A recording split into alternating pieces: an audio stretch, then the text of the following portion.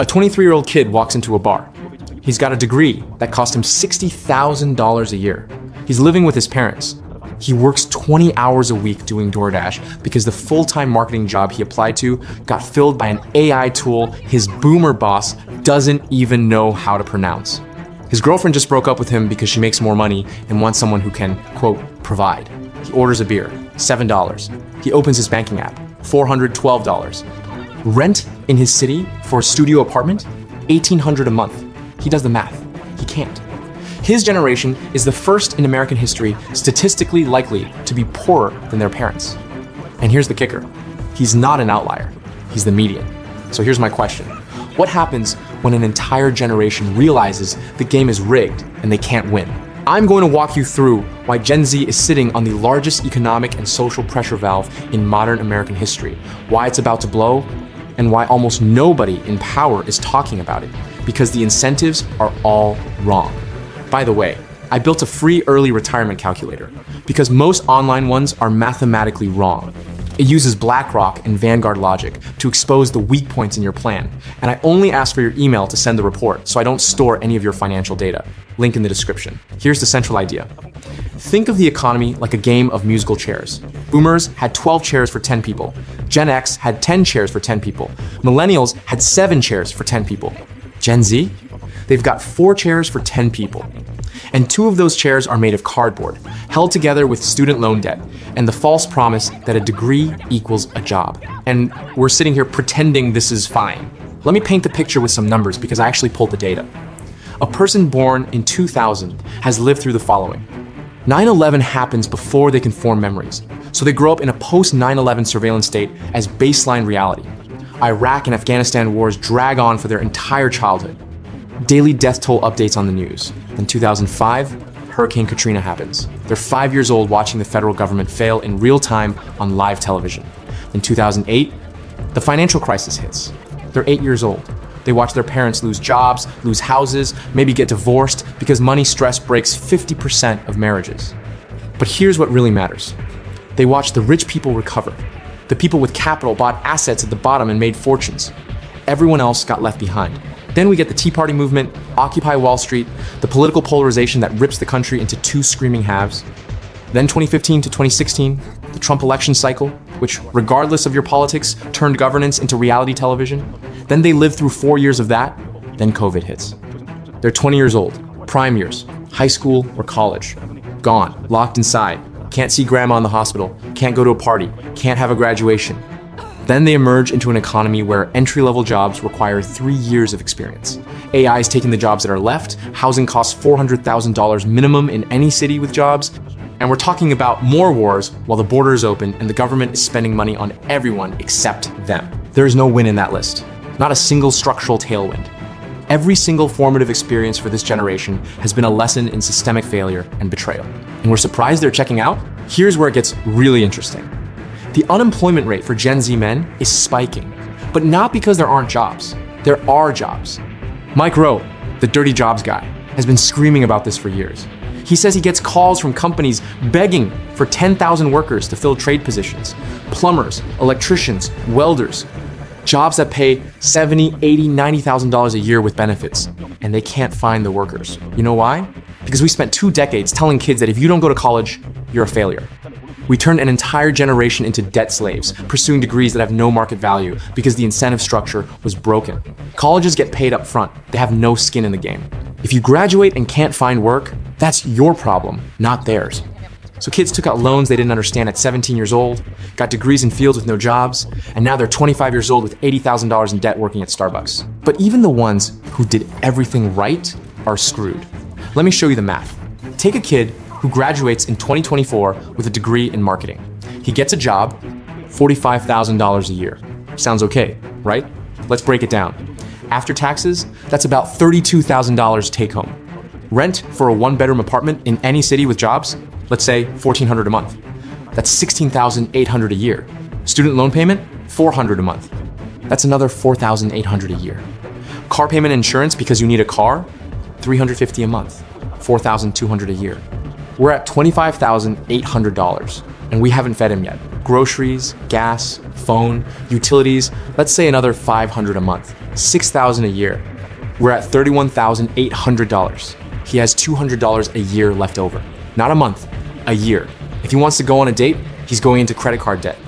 If his car breaks down, he's buried. If he wants to save for a house, he'd need a down payment of $40,000 at minimum, which at his current savings rate would take him 200 years. Now you might be thinking, okay, but he'll get raises, he'll move up. Maybe.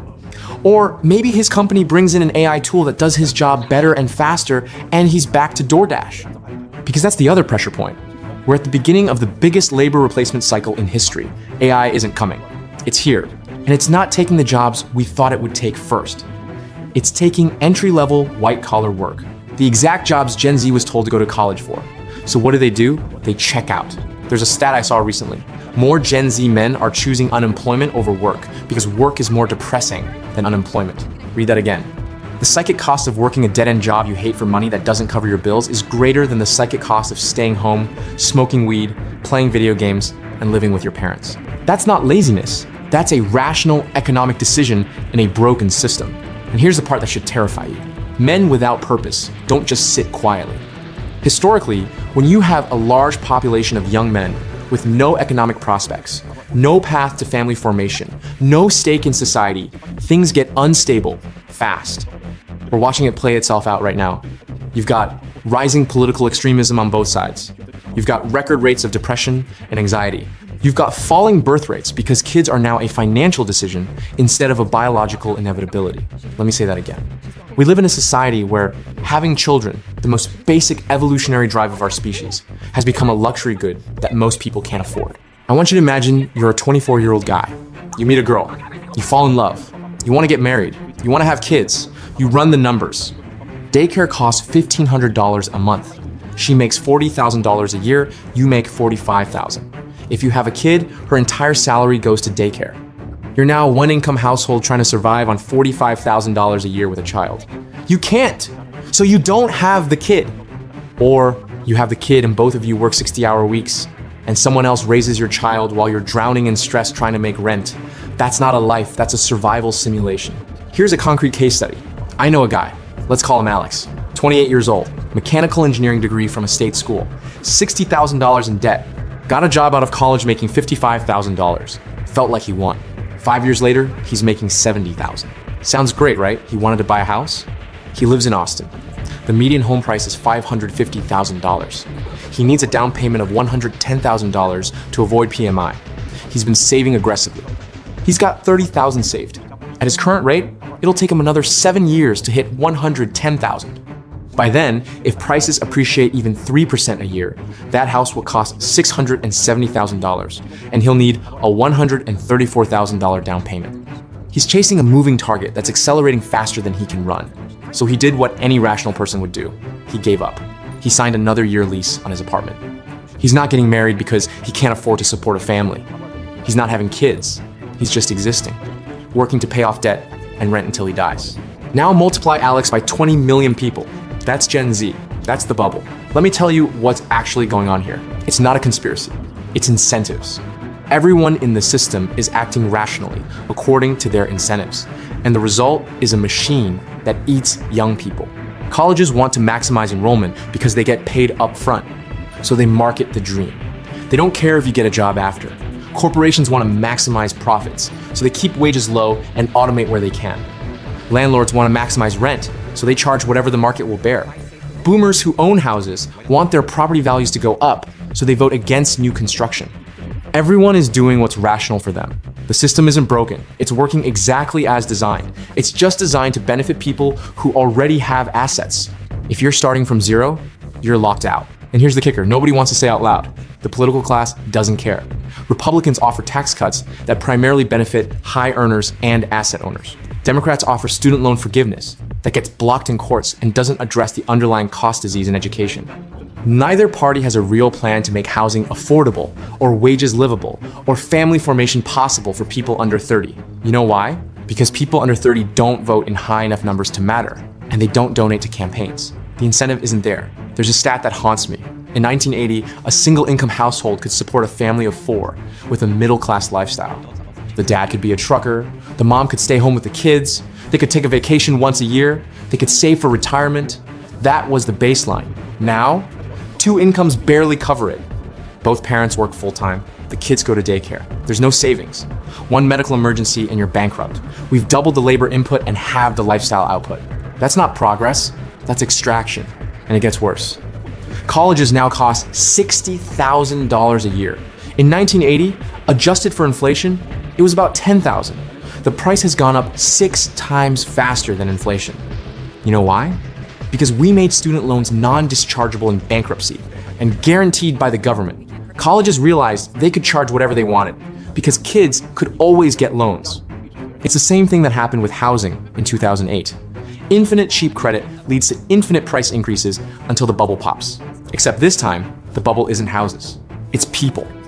And when people pop, you don't get a financial crisis, you get a social crisis. Quick cutaway. Imagine being a university president in 2010. Your CFO walks in and says, hey, we could keep tuition flat and maintain quality, or we could raise tuition 8% a year, build a lazy river for the students, pay ourselves 7-figure salaries, and the kids will still come because the loans are guaranteed.